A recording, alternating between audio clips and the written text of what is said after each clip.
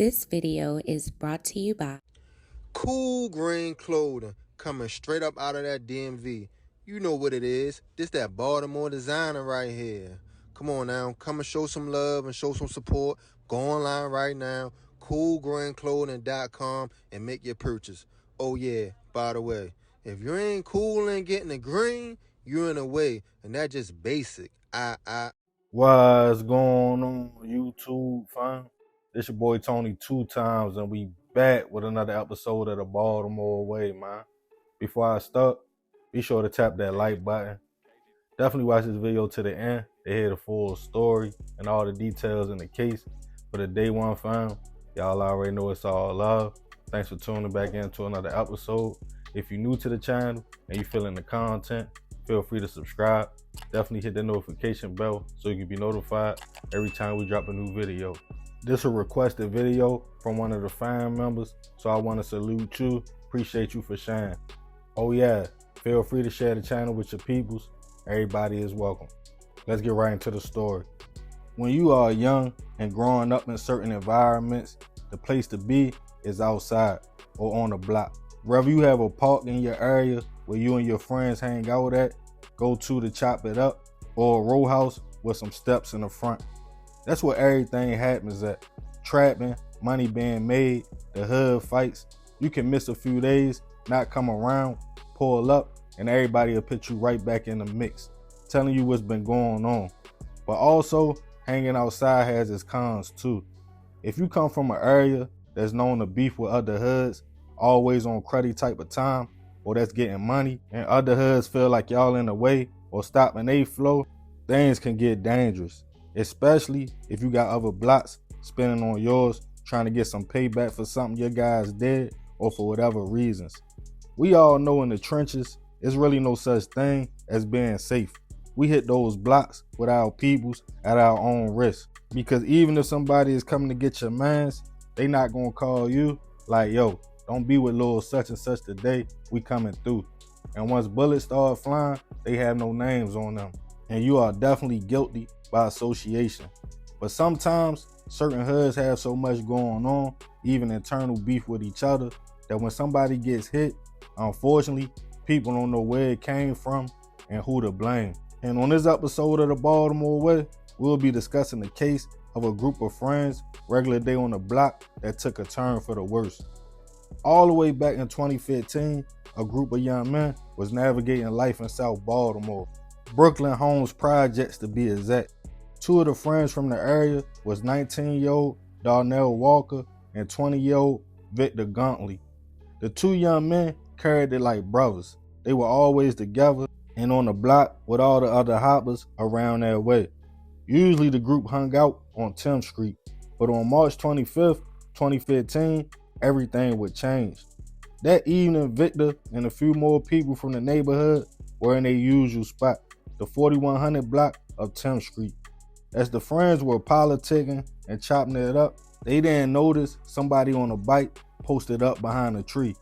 The young man on the bike was approached by an old head who was collecting cans and scrap metal to go get his fix and get out the gate. He told the hopper like, nephew, put that gun up, don't do nothing stupid. As he peeped, shorty was lurking with a revolver. The young man said, all right, Unc, and rolled off. Seconds later, multiple shots went off in the group's direction. As they tried to flee, the man on the bike dropped it and ran up to stand over one individual, Victor, like he was targeted, before then reloading the revolver and letting off more shots at the rest of the group, hitting a man named Corey before running off. As neighbors who witnessed the shooting called BPD, they responded to the projects to find 20-year-old Victor suffering from 6 gunshot wounds, and Corey hit once. Corey was rushed to a local hospital in stable condition, but unfortunately, Victor wouldn't survive his injuries, and the young man would pass away at the scene. As police looked around, they noticed there wasn't no shell casings left, but the bike was still on the scene. They went through the neighborhood to talk to witnesses. They located the old head who saw and spoke to the trigger man. He went to the police station and told them he recognized the shooter from around the way and stated it was none other than Victor's homeboy, Darnell. Knowing the two young men were close, police asked the man was he sure, And he stated yes. Later that day, a woman also came into the station who claimed she saw everything. She also pointed to Darnell as the man riding a bike.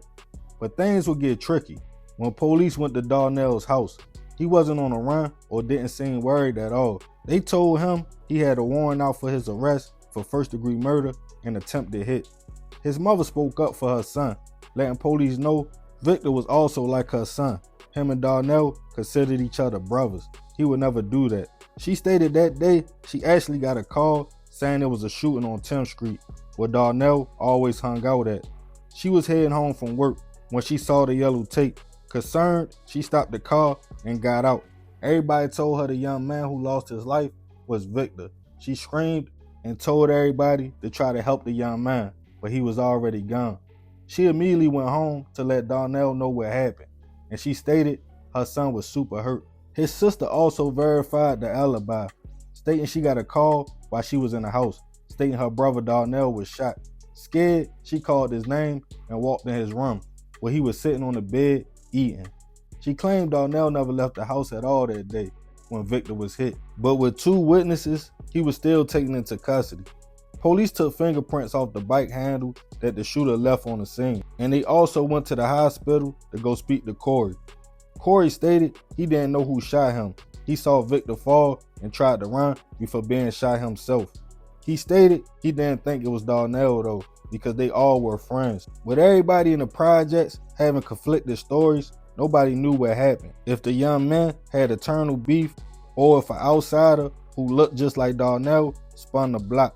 As the case started making its way to trial, Darnell's lawyers questioned the witnesses who claimed he was the shooter. As it seemed, they both had past issues with substance abuse.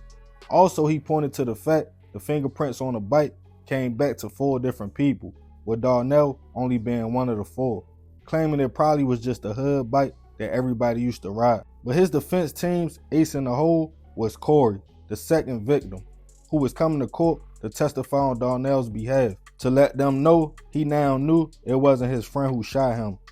While waiting for Corey, Darnell's mother and sister both took the stand in his defense, letting it be known he was home all day on the day Victor was shot, and there was no way he did it. The case seemed weak at first, but as Corey was taking a minute to show up to the trial, it went on. Finally, when Corey made it in, the prosecution pulled the move that would change everything and the whole dynamics of the case.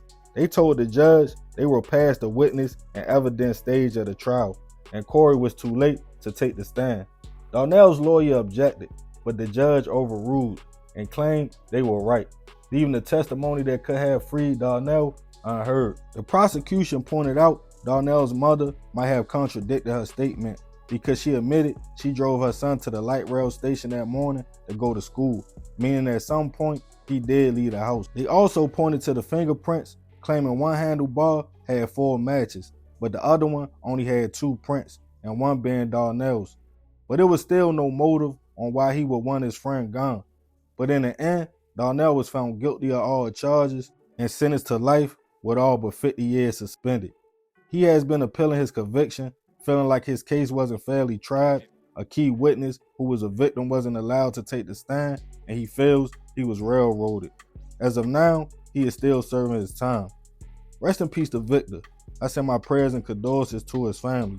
This is a crazy story that divided the neighborhood. How a young man whose mother called the victim her son because they were so close could allegedly take his friend's life, and why. But I want to know what y'all think about the situation, so I'm going to leave this one open for discussion. Let me know your thoughts in the comments. Yeah, man, crazy story. Rest in peace to Victor. I send my prayers to his family. But yeah, I ain't going to talk too much more about this one. Y'all let me know what y'all think. I appreciate you if you made it to the end. This is another episode of the Baltimore Way. It's your boy Tony 2 times. Love, fam. I'm out.